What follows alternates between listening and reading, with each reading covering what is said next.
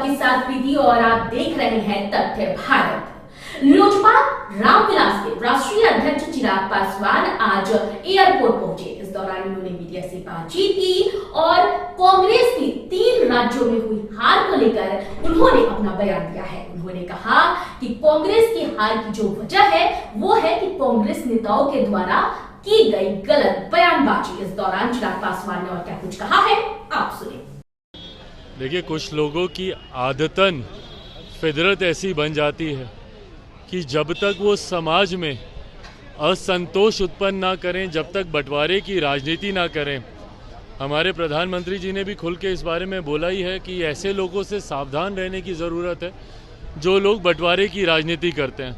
But बहरहाल आज सदन में उन्होंने रिग्रेट किया है अपने वक्तव्य को, उन्होंने इस पे खेद प्रकट किया है, तो बात को तूल देने की ज़रूरत नहीं है। बट ऐसी मानसिकता वाले दलों को और ऐसे गठबंधनों की पहचान करना ज़रूरी है जो लोग बांटने की राजनीति करते हो। सर, तेलंगाना में मुख्यमंत्री की शपथ लेंगे रेवंत रेड्डी, उन्होंने बिहार के डीएनए पे सवाल खड़े किए। भाई ये गलत है। इस तरीके से किसी के डीएनए पे आप बोलिए ना, आपको जहाँ पे नीति पे आपको इशू है, शब्दों का चयन सही रखिए।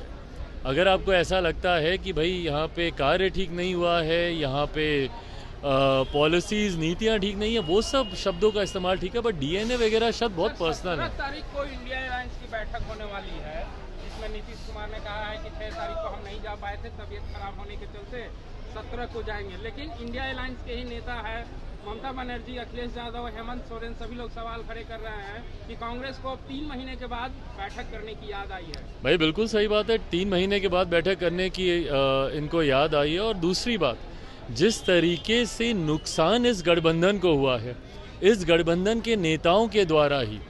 भाई आज अगर 3 राज्यों में अगर इस तथाकथित इंडी अलायंस की अगर इतनी बुरी हार हुई है, तो इसमें शामिल घटक दलों के नेताओं के बयान की वजह से ही हुई है। क्या मेरे मुख्यमंत्री के बयानों का नुकसान नहीं हुआ इस गठबंधन को?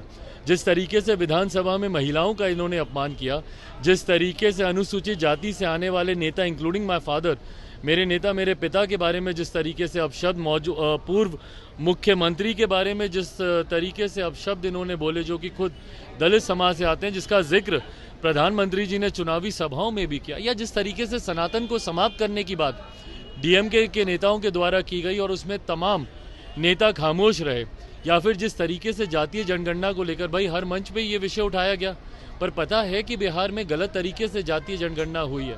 जिस तरीके से जातीय जनगणना में यहाँ पे धांधली की गई, अगर आप उसी को उदाहरण बनाकर प्रोजेक्ट करेंगे तो जनता आपका साथ नहीं देगी, और यही कारण है कि परिणाम इस तरीके से आए।